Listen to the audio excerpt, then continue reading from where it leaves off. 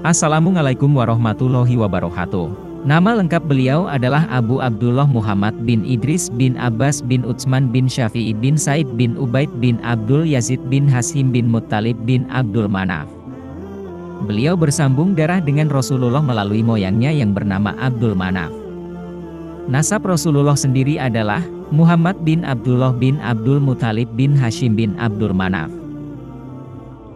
Imam Syafi'i dilahirkan di Gaza pada tahun 150 Hijriah, tahun yang sama dengan kematian Imam Abu Hanifah, pendiri mazhab Hanafi.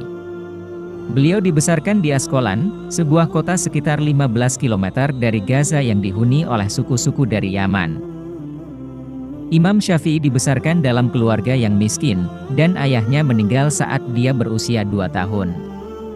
Karena khawatir akan keselamatan Syafi'i kecil dan garis keturunannya, sang ibu akhirnya membawanya hijrah ke tanah leluhurnya Mekah, agar lebih dekat dengan keluarga besarnya. Ibunya bernama Fatimah binti Abdullah al-Asdiyah. Dinamakan demikian karena ia berasal dari suku As. Imam Syafi'i tumbuh dalam kemiskinan dan kesulitan hidup, sehingga saat mencari ilmu, dia terpaksa menulis pada pecahan lantai, kulit binatang, daun palem, dan tulang binatang karena ia tidak mampu membeli kertas. Imam Syafi'i telah menghafal keseluruhan Al-Quran ketika usia 7 tahun, kemudian ia mulai belajar dan menghafal hadits Nabi. Ia kemudian pergi ke daerah pedalaman dan tinggal selama 10 tahun bersama suku Hudzail untuk mempelajari tata bahasa Arab dan kosakata Arab klasik. Imam Syafi'i menghafal puisi dan kisah-kisah suku Hudzail, yang merupakan salah satu suku Arab yang fasih dalam berbahasa. Ia juga belajar memanah dan menjadi sangat mahir, sehingga ia dapat mengenai sasaran dengan 10 anak panah secara berturut-turut.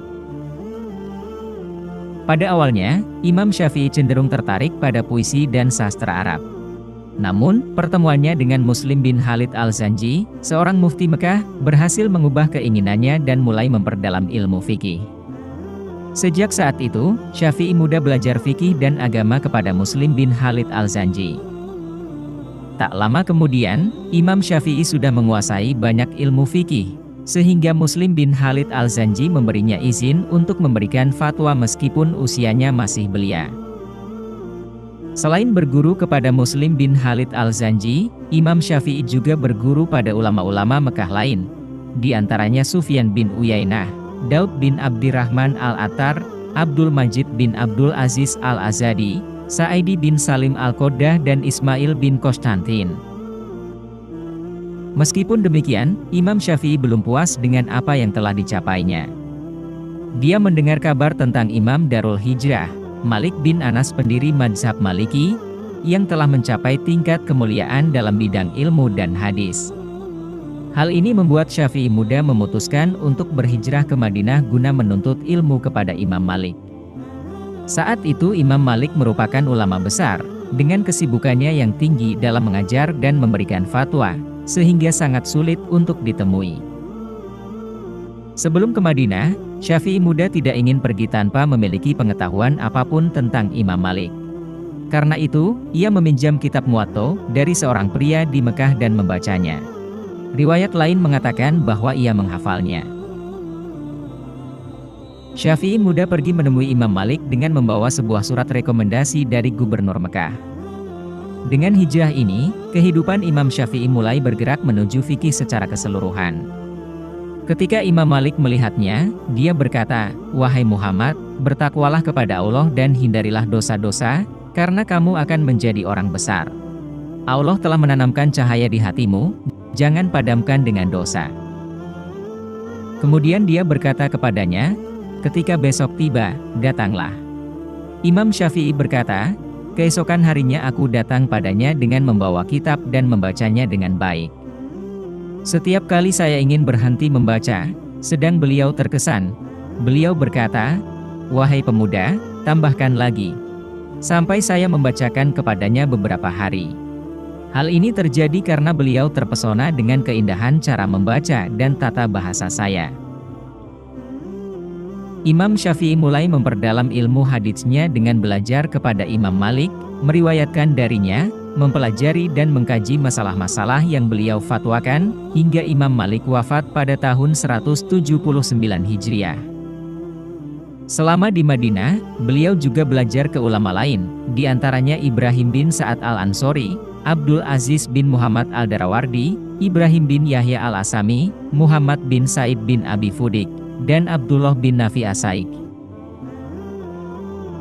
Setelah Imam Malik wafat, Imam Syafi'i kemudian mulai bekerja sebagai hakim di Yaman, sambil berguru ke beberapa ulama Yaman, di antaranya Mutarrif bin Mazen, Hisham bin Yusuf, Umar bin Abi Muslimah, dan Yahya bin Hasan.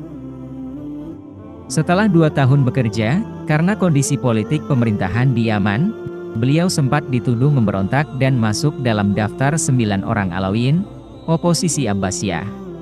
Dan akhirnya Imam Syafi'i pun diperintahkan untuk menghadap langsung kepada Sultan Harun ar-Rasyid, penguasa Kesultanan Abbasiyah saat itu. Imam Syafi'i melakukan perjalanan ke Irak pada tahun 184 Hijriah, untuk menghadapi tuduhan pemberontakan terhadap Khilafah Abbasiyah. Namun, pada akhirnya dia dibebaskan dari tuduhan atas rekomendasi Muhammad bin Hasan Asy-Syaibani, yang merupakan murid terbaik dari Imam Abu Hanifah yang menjabat sebagai qadhi di pemerintahan Abbasiyah pada saat itu. Muhammad bin Hasan menyatakan dalam testimoninya, Asy-Syafi'i seorang yang sangat alim. Tuduhan itu tidak mendasar. Selain itu, dikisahkan bahwa Imam Syafi'i pernah bertanya kepada Sultan Harun ar-Rasyid, mana yang Khalifah suka? Orang yang menganggap kita saudara atau yang menganggap budak? Tentu yang menganggap kita saudara, jawab Khalifah. Saya berasal dari Bani Muthalib dan tuan dari Bani Abbas. Kita bersaudara. Setelah dibebaskan, Imam Syafi'i memutuskan untuk tinggal di Baghdad pada usia 34 tahun. Beliau belajar di bawah bimbingan Muhammad bin Hasan Asy-Syaibani untuk mempelajari mazhab Hanafi atau Ahlur Raqi. Beliau akhirnya menggabungkan fikih Hijaz yang didominasi oleh tradisi dan fikih Irak yang didominasi oleh akal. Sehingga Imam Syafi'i menjadi salah satu dari para imam fikih yang menggabungkan kedua pendekatan tersebut. Ibnu Hajar mengatakan tentang Imam Syafi'i, dia memiliki pengetahuan dari ahli pemikiran dan ahli hadis. Selama di Baghdad, Imam Syafi'i juga belajar ke beberapa ulama, di antaranya Qiyas bin Al-Jarrah Al-Kufi, Abu Usamah Hamad bin Usamah Al-Kufi, Ismail bin Atiyah Al-Bashri, dan Abdul Wahab bin Abdul Hamid Al-Bashri. Beberapa kali, di sela belajar kepada ulama Baghdad, beliau mengunjungi Mekah dan mengadakan kajian di sana. Saat itulah ia bertemu dengan Imam Ahmad bin Hambal muda. Dikisahkan, ketika Imam Syafi'i selesai mengajar, ia melihat seorang pemuda yang asing dan menyapanya, "Hai pemuda, dari mana asalmu? Saya belum pernah melihatmu sebelumnya di kelas pengajian saya." Pemuda itu menjawab, "Saya Ahmad bin Hanbal dari Baghdad." Imam Syafi'i berkata, "Dari Baghdad? Kota itu sungguh indah. Sebagai saksi kekhalifahan Islam dan umat Muslim, hari-harinya indah dengan keilmuan fikih, sastra, dan pemandangan yang menakjubkan. Semoga Allah senantiasa melindungi kota Baghdad dan penduduknya dari segala keburukan."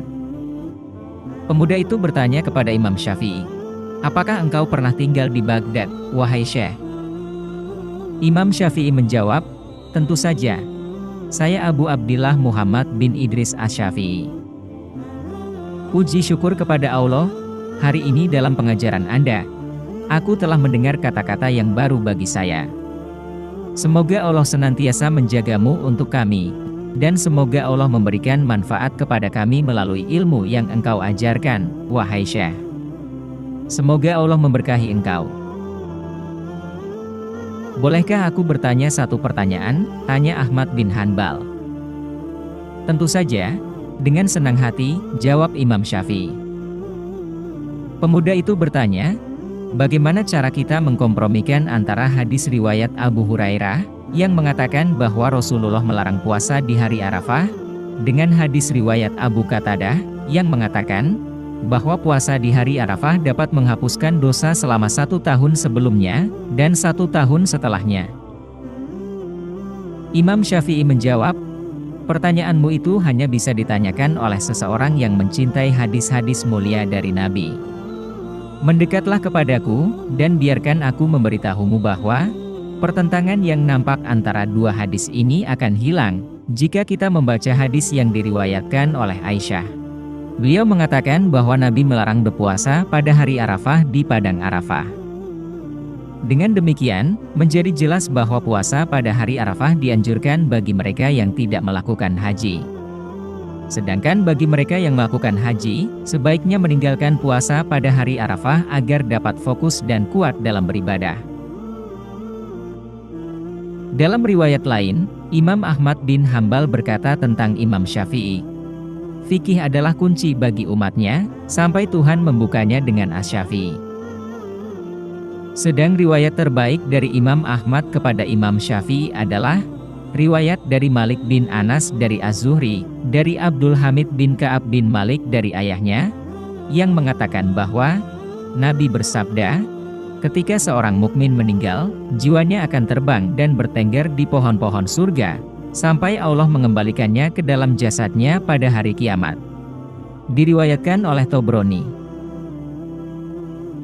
Ketika kepemimpinan dinasti Abbasiyah beralih kepada Al-Ma'mun, beliau menawarkan jabatan hakim kepada Imam Syafi'i, tetapi beliau menolak. Saat Imam Syafi'i akan berangkat ke Mesir, beliau mengatakan, hatiku sangat merindukan Mesir, dan tanpanya hidup ini terasa hampa dan sunyi. Sungguh aku tidak tahu, apakah aku lebih merindukan kekayaan dan kemewahan, ataukah aku lebih merindukan kematian yang menjemputku. Pada tahun 199 Hijriah, Imam Syafi'i hijrah ke Mesir dan tinggal di sana selama 5 tahun, di mana beliau menyebarluaskan karyanya, meninggalkan kenangan yang baik, dan memperoleh keberhasilan, karena popularitas dan kecintaan orang-orang padanya, serta penyebaran mazhabnya di kalangan mereka. Kemudian beliau jatuh sakit, dan penyakitnya semakin parah hingga beliau meninggal dunia. Imam Syafi'i meninggal pada malam Kamis setelah maghrib, pada akhir malam bulan Rajab tahun 204 Hijriah atau 820 Masehi, ketika usianya 54 tahun. Saat kematiannya, beliau berada di rumah Abdullah bin Hakam, yang juga mewasiatkan dan mengurus pemakamannya. Ia dimakamkan pada hari Jumat setelah kematian, di makam keluarga Al-Hakam di Al-Karafah As-Sugra. Ketika seseorang bertanya tentang kondisinya, ketika beliau sakit parah, beliau mengangkat kepalanya dan berkata, aku telah meninggalkan dunia ini, berpisah dari saudara-saudaraku, menghadapi balasan dari perbuatan-perbuatanku, dan pada akhirnya, aku kembali kepada Allah. Aku tidak tahu apakah jiwaku akan pergi ke surga. Dalam hal itu, aku mengucapkan selamat kepadanya, atau ke neraka. Dalam hal itu, aku menghibur dirinya. Kemudian beliau menangis dan membacakan syair-syair ini. Ketika hatiku membatu dan keyakinanku menyempit, aku beralih pada harapan ampunanmu sebagai keselamatanku. Meskipun dosaku besar, aku menggabungkannya dengan rahmatmu. Karena ampunanmu ya Allah, lebih besar lagi. Engkau terus mengampuni dan menyayangi meskipun aku berdosa. Untuk itu aku bersyukur dan merendahkan diri. Jika engkau ingin menghukumku, aku tidak kehilangan harapan. Meskipun kesalahan-kesalahanku membawaku ke neraka. Aku tahu sejauh mana dosaku dan keparahannya. Tetapi aku juga tahu bahwa Allah Maha Pengampun dan Penyayang. Ketika Salahuddin Al-Ayyubi menjadi sultan, pada makam Imam Syafi'i dibangun sebuah kubah, dan di sampingnya juga dibangun sebuah madrasah bernama Al-Salahiyah, pada tahun 575 Hijriah atau 1179 Masehi, sebagai pusat penyebaran mazhab Syafi'i. Kubah yang megah tersebut, dirancang dengan ornamen yang rumit oleh para insinyur, dan telah direnovasi dan diperbaiki oleh para sultan dan penguasa. Di pintu masuknya tertulis, Imam Syafi'i, imam bagi seluruh manusia, dalam ilmu, kebijaksanaan, kemuliaan, dan penghormatan. Kepemimpinannya di dunia telah diberikan, seperti kepemimpinan Bani Abbas, Kesultanan Abbasiyah. Temannya adalah teman yang terbaik, dan mazhabnya adalah mazhab yang terbaik, di sisi Allah dan manusia. Imam Al-Busiri, penulis Al-Burda, yang meninggal pada tahun 695 Hijriah atau 1295 Masehi, mengatakan, di kubah kuburan Asy-Syafi'i, sebuah kapal bersandar, berlabuh di atas fondasi yang kokoh, di atas batu karang. Bahkan banjir pengetahuan pun telah terbenam di dalam kuburannya. Namun bintang-bintang di atas kubahnya, masih bersinar terang. Pengen cerita apa selanjutnya? Tulis di komen ya. Dan jangan lupa subscribe biar gak ketinggalan. Semoga bermanfaat dan membawa keberkahan. Amin.